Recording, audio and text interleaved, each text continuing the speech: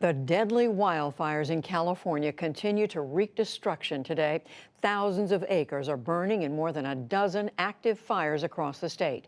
A total of 31 people are known to have died, and more than 230 are still unaccounted for. Mary McCarthy of Feature Story News is on the ground and starts with this report.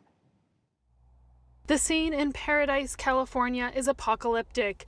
The Camp Fire has left a deadly trail of wreckage through the Northern California town just 5 days after it started burning. There were people literally burning in their cars, running down the street, abandoning their vehicles, dying on the road.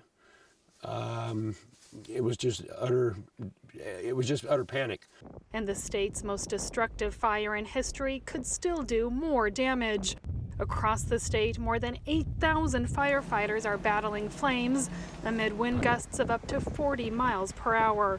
In total, some 224,000 people have been displaced. The Camp Fire began Thursday morning and decimated the town of Paradise, and it's burning near the 90,000-person town of Chico. Social media video captured the frenzied scenes as residents fled Paradise. The 27,000-person town has largely been incinerated. Husks of cars line streets next to homes reduced to rubble.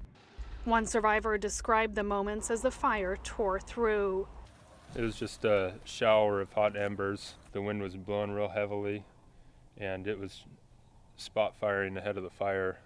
Efforts to find missing loved ones are underway. 10 search crews are scouring Paradise and the surrounding towns. They have found more bodies in the ashes, using DNA experts to identify the dead. More than 200 people remain unaccounted for. Part of that may be because those missing have not been able to get in touch with loved ones, but the death toll is still expected to rise.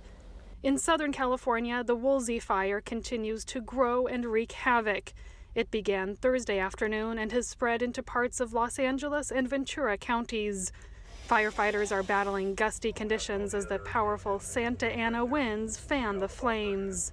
Officials forced evacuations in Thousand Oaks, where last week a gunman killed 12 people and himself at a country western bar. It's devastating. It's like welcome to hell. I don't even know what to say. We're all walking around kind of in a trance. The fire has also ravaged the seaside town of Malibu, where multi-million-dollar houses and mobile homes in the hills have been destroyed. Oh my God, I'm surrounded by fire. I'm surrounded by fire right now. I don't know what to do. One resident captured flames swallowing her Malibu neighborhood as she fled. Malibu and nearby Calabasas are under mandatory evacuation orders, and authorities have urged residents to be prepared for new blazes. These are extreme conditions. If there's a fire in your neighborhood, do not wait for an evacuation order. Leave. 2 new fires also broke out today near the Woolsey Fire, shutting down California Highway 118. With the flames only partially contained across the state, California Governor Jerry Brown has declared a state of emergency. He said these fires represent a new reality for the state, with longer and more devastating fire seasons to come. This is not the new normal, this is the new abnormal. And this new abnormal will continue, certainly in the next 10 to 15 to 20 years. And unfortunately, the best science is telling us that dryness, warmth, drought, all those things, they're going to intensify. He has requested federal funds to fight the fires and rebuild the damaged areas. Over the weekend, though, President Trump appeared to blame the state government's response to the fires. In a tweet, he wrote, "There is no reason for these massive, deadly, and costly forest fires in California, except that forest management is so poor." California recovered from a 5-year drought 2 years ago, but conditions across the state remain dry and windy, ripe for wildfires. Authorities say the combination of drought, rising temperatures from climate change, and the construction of homes deeper into forest areas will only make things worse. Gusty and low humidity conditions are expected across the state through Tuesday. And Mary McCarthy joins us now. So Mary, tell us exactly where you are right now and give us a sense of the scene there.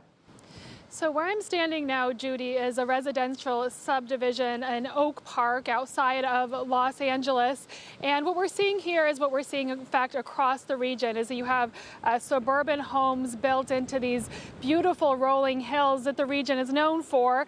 And the fire has come in and sort of skipped and jumped across the neighborhood, and you end up with scenes like this. A few homes scattered throughout the neighborhood that are entirely decimated, burned to the ground. A very difficult situation. Speaking to neighbors in this particular neighborhood, we learned that this, in fact, is the home of a firefighter.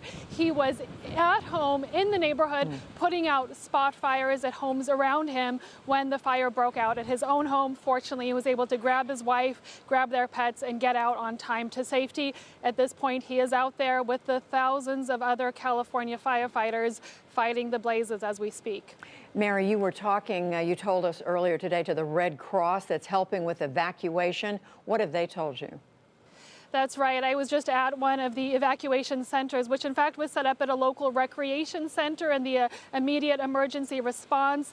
The first night they had about 250 evacuees. They said those numbers have been going down as slowly people have been able to go to their families' homes or the homes of loved ones. At this point, they're sort of moving into phase 2 of the response, which is taking the evacuees still there, many of them senior citizens, and putting them into longer-term accommodations. In this case, at California Lutheran University, which has offered a place where they have showers and more of those basic comforts that people need when they've been pushed out of their homes. Mary, we know in a terrible coincidence, this is right where there was that awful shooting at a bar and dance club in Thousand Oaks last week. They're dealing with a double tragedy.